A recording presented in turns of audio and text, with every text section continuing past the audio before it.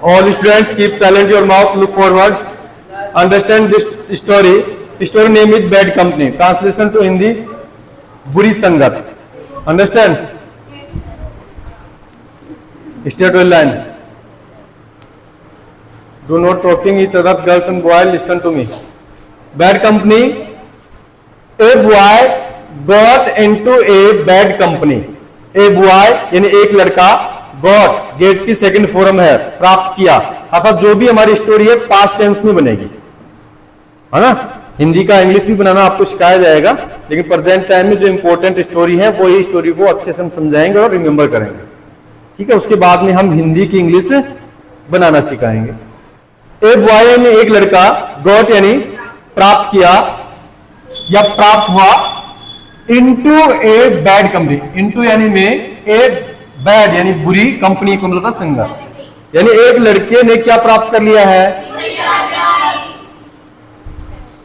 ठीक है ना, यानी एक लड़के ने बुरी संगति में, कहने का मतलब प्रवेश किया या उसने बुरी संगति को प्राप्त कर लिया. हिज फादर यानी उसका पिता, किसका, लड़के का, वाज वेरी सैड, बहुत ज्यादा दुखी था. किसकी वजह से दुखी था, बेटे की वजह से. क्यों, क्योंकि उसकी संगति क्या हुई है, बुरी हो गई. ही आस्क्ड, ही यानी उसने, आस्क्ड यानी पूछा, है ना. हिज सन यानी पुत्र से, to give up, give up का मतलब क्या होता है, छोड़ देना. द बैड कंपनी का मतलब होता है, जब हम कह सकते हैं कि उसने अपने पुत्र को बुरी संगति छोड़ देने को कहा. बट लेकिन द बॉय, लेकिन लड़का, सैड यानी कहता है, दैट यानी कि हिज फ्रेंड्स यानी उसके जो मित्र है, लड़का क्या कह रहा है कि मेरे जो अपने मित्र है, कुड नॉट स्पॉइल हिम, यानी कुड नॉट नहीं कर सकते हैं, स्पॉइल का मतलब बिगाड़ना.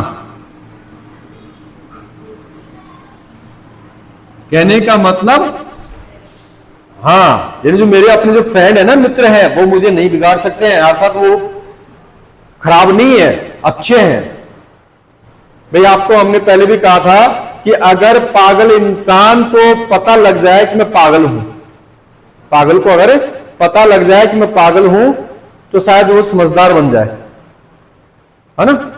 लेकिन पागल इंसान सबको पागल समझता है, पागल इंसान सबको पागल समझता है कि मैं सही हूं, और सब क्या है, पागल है. वो स्थिति यहां पे लागू हो रही है, क्योंकि इसको जो संगति, इसकी जो दोस्तों की कमेटी है वो अच्छी लग रही है. क्यों अच्छी लग रही है, क्योंकि खुद भी तो उसका जैसा ही है. अगर वो अलग हो जाए तो शायद उसको पता लग जाए कि ये कि यानी जो संगति है वो बुरी है, ये नहीं, वो भी उनका जैसा ही है. He would make them good boys. हाँ, ये यानी वह would make यानी बना देगा, them यानी उनको good boys यानी अच्छा लड़का है, यानी वह उनको अच्छा बना देगा. अब देखो, खुद अपने आप को सही बता रहा है, अगर वो खराब भी है तो उनको क्या कर देगा, ये अच्छा बना देगा. भाई इसमें देखो एग्जाम्पल आगे पिता ने सेब की टोकरी का लिया है. अगर सेब की टोकरी में सारे सेब खराब हैं और एक सेब सही है, तो क्या सेब जो एक सही है वो सबको सही कर देगा क्या, नहीं करेगा. तो वो बात यहां पे बता रहा है कि मैं सही हूं, लेकिन मेरी संगति अगर खराब है तो मैं उनको क्या कर दूंगा, सही कर दूंगा, है ना. तो ये शायद इम्पॉसिबल है, ये खुद ही उनके जैसा ही हो जाएगा. आगे देखिएगा. वन डे यानी एक दिन, हिज फादर यानी उसके पिता, gave him few good apples. अब देखिएगा, गैव यानी दिया, हिम यानी उसको, फ्यू यानी कुछ, गुड यानी अच्छे, एप्पल्स यानी सेब. एक दिन उसके पिता ने उनको क्या दिया, एक यानी बहुत सारे या फिर कुछ अच्छे सेब दिए, अर्थात खराब नहीं दिए. एंड ए रोटेन, और एक सड़ा हुआ. रोटेन का मतलब क्या होता है, सड़ा हुआ. एप्पल का मतलब सेब, यानी खराब सेब तो ज्यादा दे दिए और सही जो एक सेब है वो अच्छा दे दिया.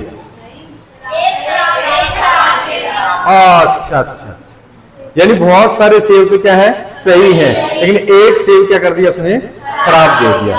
अब सेबों की टोकरी में एक सेब खराब रख देगा तो सारे सेब क्या हो जाएंगे, और सारे खराब सेब में एक अगर अच्छा सेब रख दिया तो वो क्या हो जाएगा?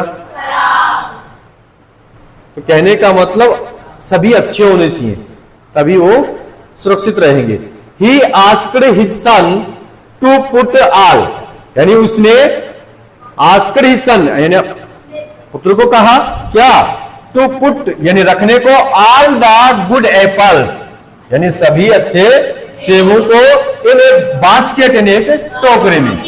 ठीक है, ही यानी उसने, देन यानी तब, आस्क्ड हिम टू पुट कहा, हिम टू पुट रखने को, द रोटेन यानी सड़ा हुआ, एप्पल यानी सेब, इन द बास्केट यानी टोकरे में।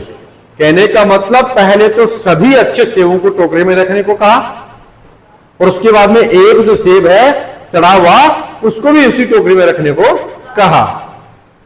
नेक्स्ट मॉर्निंग यानी अगली सुबह को, ही आस्क्ड उसने कहा कि हिज सन अपने पुत्र से, टू ब्रिंग यानी लाने के लिए, द बास्केट यानी टोकरी को, ऑफ एप्पल्स यानी सेबू की, यानी सेबू की टोकरी को अगले दिन लाने को कहा।